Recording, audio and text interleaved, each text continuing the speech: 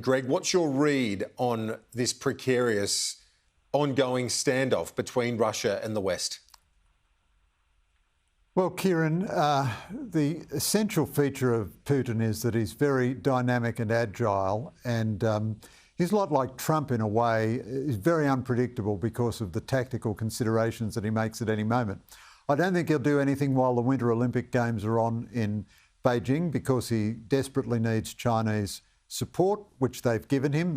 Chinese have given broad support to Russian aggression against Ukraine. He's achieving a lot just by what he's doing. He's destroying the Ukrainian economy. He's sowing tremendous instability in Ukrainian politics. Whether he actually takes a physical action across the border is completely unpredictable. One way he might do that is to stage pretend provocations coming from the Ukrainian side against the separatist enclave in Donbass, and then strike back in defence of ethnic Russians, allegedly, or something like that. But he could wager that the West is very divided over potential sanctions and that his penalty will be bearable and that he'd rather take back a great slab of territory.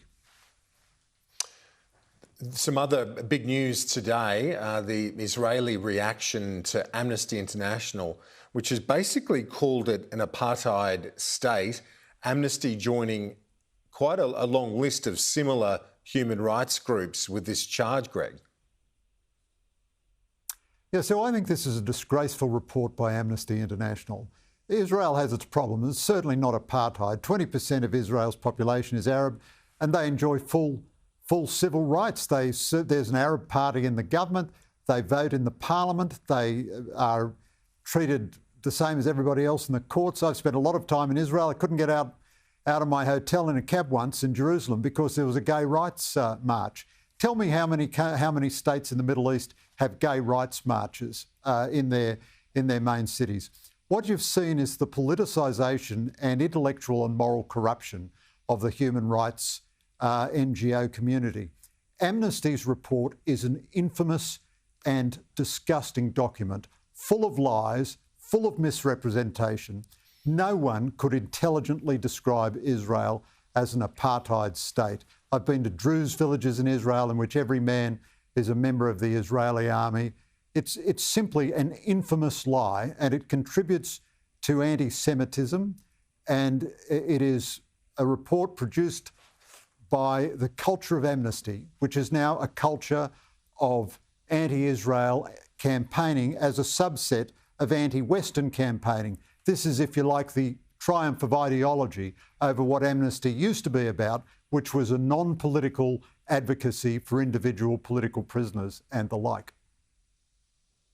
To one of the other big international issues that we've been covering at length over the last couple of weeks, and Boris Johnson hanging on with his fingernails to the job at the moment, it seems, after these inexplicable, really, lockdown parties that were had at number 10. It's gone down like a lead balloon, understandably.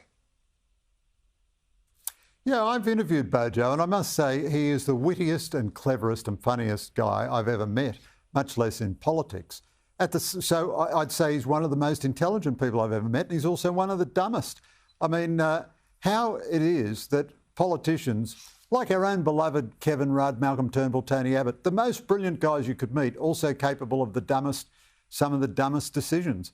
So what is going to bring Bojo down is a birthday party. So we're talking about the fall of a Prime Minister with such key lines as, you know, there was a birthday cake present at the event. But of course, Democratic electorates simply will not stand the ruling elite giving themselves privileges which they don't give to ordinary people. So Britain was in lockdown, people couldn't go and see their dying mums in hospital, and Bojo was attending parties which nobody told him were parties. You know, there was wine and booze there. He is in a lot of trouble, but I wouldn't write him off yet. Bill Clinton was in similar trouble after the Lewinsky affair. One thing is you're not going to shame Johnson into resignation. The mechanics of removing a leader are quite complicated and difficult in the British system. And he is a very dynamic celebrity. Celebrities rise and fall, but they sometimes rise again. You know, just from a journalist point of view, I would hate Bojo to depart the scene and be replaced by some dreadfully grey figure like, Dominic Raab or somebody. The entertainment quotient, it'd be terrible for newspapers. I mean, as a mercy to journalists, if we can't have Trump, they must at least leave us. And a final thought, Kieran, a serious one. Bojo is the most pro-Australian Prime Minister we've ever had in Britain, really. And the Labor Party in Britain is opposed to the AUKUS agreement. So this could have serious consequences for Australia. What I've found quite telling in the last week, though, has been some of the most excoriating critiques have come from his own side, not the least of which his predecessor.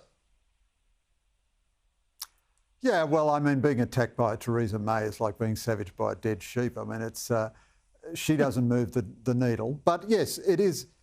I think the more telling critiques come from people who couldn't visit their relatives while they were dying in hospital, this kind of thing.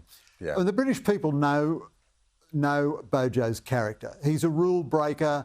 He's a cavalier. So at the one and the same time, these offences are extremely offensive, not applying to yourself the rules you apply to everybody else.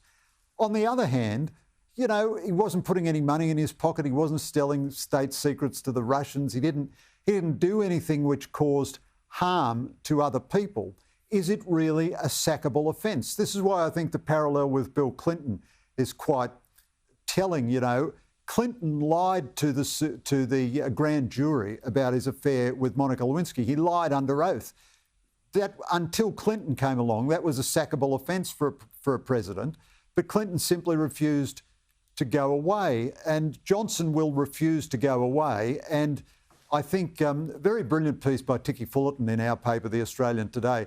I think the political class, the British public are upset about this, no doubt, but the political class is much more upset about this than the average person. I think if he gets through, the coming weeks and the London police with their normal Constable plot inefficiency take 100 months to produce their report or something, and it's equivocal in the end, it wouldn't surprise me. I don't think Johnson's chances of survival are worse than 50-50, but he certainly will be a wounded beast for a time to come. And it's just unbelievable that he could go through everything, Brexit and Northern Ireland and the whole lot, and have massive high support.